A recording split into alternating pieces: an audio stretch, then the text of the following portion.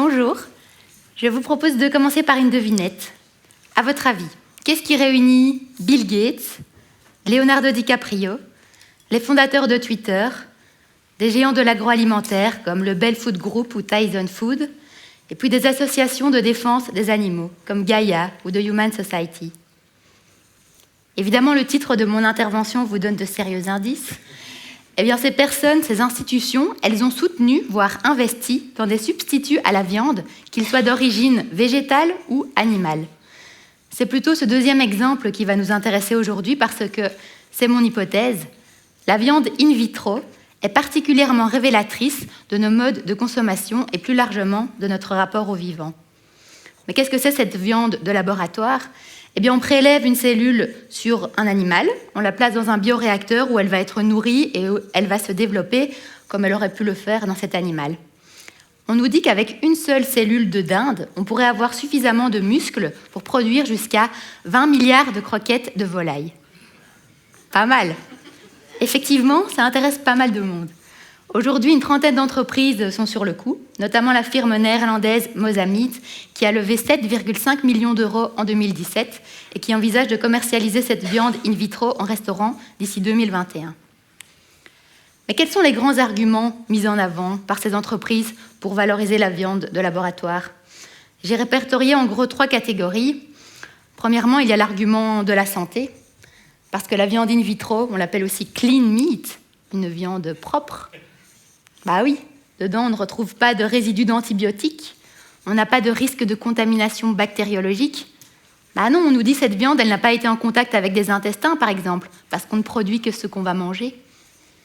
Cet argument, il est particulièrement intéressant, parce que s'il y a bien une chose qui nous rappelle l'animal dans la viande, eh bien ce sont les abats, comme les intestins, le cœur, le foie. L'anthropologue Noélie Vial, elle nous dit que le fait qu'on en mange de moins en moins dans nos sociétés, eh bien cela reflète un refus grandissant de voir l'animal dans la viande. Deuxièmement, il y a l'argument éthique, évidemment.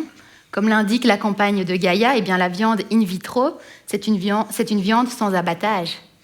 Donc ça nous permet d'éluder cette question que les humains et les humaines se posent depuis des centaines d'années. Est-ce qu'on peut tuer pour manger ? Et finalement, eh bien, il y a l'argument environnemental, évidemment, puisqu'on nous dit que cette viande de laboratoire, eh bien, elle consomme moins d'eau, moins de surface, elle émet moins de gaz à effet de serre que la viande classique. Donc voilà, globalement, on a cette substance produite dans un milieu aseptisé qui va nous protéger des crises sanitaires des dernières décennies. On passe la question lourde, très lourde, de la mort des animaux d'élevage, et en plus, on peut sauver la planète sans trop changer nos comportements. Pas mal, hein ? Je sais pas, qu'est-ce que vous vous dites ? Ah ouais ? Pourtant, on pourrait se dire, oui, effectivement, il y a de quoi nous réconcilier avec cette consommation de viande tellement décriée. En tout cas, Bill Gates, il se dit quoi, lui ? Quand même, avant que tout le monde ne se réjouisse un peu trop vite, je propose de faire un petit retour en arrière pour se souvenir, oui, finalement, qu'est-ce qui était à l'origine de la critique de la consommation de viande ? Pour ça, je vais citer la sociologue Jocelyne Porcher, qui était éleveuse avant. Et Jocelyne Porcher, elle nous dit, eh bien, suite à l'industrialisation de l'élevage, surtout après la Deuxième Guerre mondiale, eh bien, donc l'élevage, cette relation de travail millénaire entre les humains et les animaux, elle s'est transformée en production animale. Donc elle distingue vraiment élevage et production animale. Les productions animales, eh bien, elles sont caractérisées par des fermes de plus en plus grandes, par l'exploitation de la matière animale, comme elle le dit, par des processus où c'est la rationalité économique qui prime sur le reste, etc., etc. Via ce processus, eh bien, les animaux d'élevage, ils ont aussi été éloignés de notre vue et de notre conscience, à l'instar des abattages, puisque la mise à mort avant avait lieu à la vue de tous, et puis aujourd'hui, eh bien, elle se retrouve dans les boîtes noires que sont les abattoirs. Donc on a eu cette mise à distance, mais suite aux crises sanitaires et éthiques que la filière a connues, eh bien cette réalité, elle nous est revenue un peu comme un boomerang à l'heure du repas où on mangeait peut-être son petit steak frites et on voit au journal parler des images souvent assez violentes de ces crises.